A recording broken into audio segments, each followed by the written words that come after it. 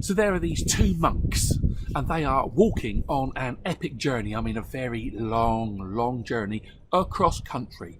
And as they're walking across, they come across this very wide, fast-flowing river. It's about waist height, and they've got a dilemma on their hands all of a sudden.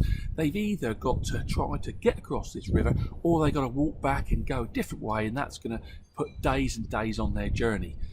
As they're standing there, just about deciding that they're gonna actually wade across the river, a young lady walks up and stands beside them, and she's got the same problem, and she's thinking, what am I going to do? Now, it was the monks' religion that dictated that they weren't allowed to talk to women, let alone touch women. But one of the monks decided that he needed to help this young lady, and he offered to carry her across the river. And she accepted, and so he did it. He carried her across the river.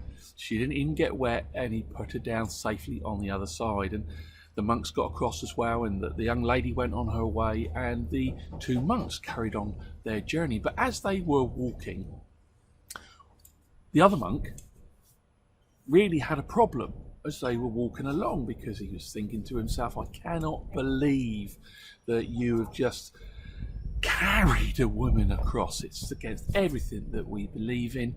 I just can't believe that you have done it. And they were walking and walking and walking, and they weren't talking, and the monk that was guilty, if you like, obviously could sense that this monk had, an issue with him, and he got to walking for about an hour, and he couldn't stand it anymore.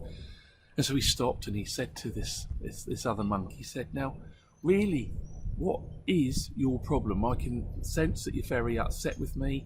What is the issue here? And the monk just had to let it go. He just said, look, I cannot believe, I'm disgusted that you have broken your vows and that you carried that woman across the river. And the monk looked at him and said, but that was an hour ago.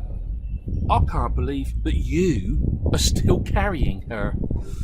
The moral of this story is let things go, because then your life, your relationships will flow. And here's a question for you. What things are you carrying in your life right now? What things are going to happen to you today that you are going to decide that you're going to hold on to, and that you're going to carry around with you, maybe for the rest of the day, maybe for the rest of the week, in some cases maybe for the rest of your life, that will destroy relationships, will destroy careers, will destroy yourself, and will destroy other people?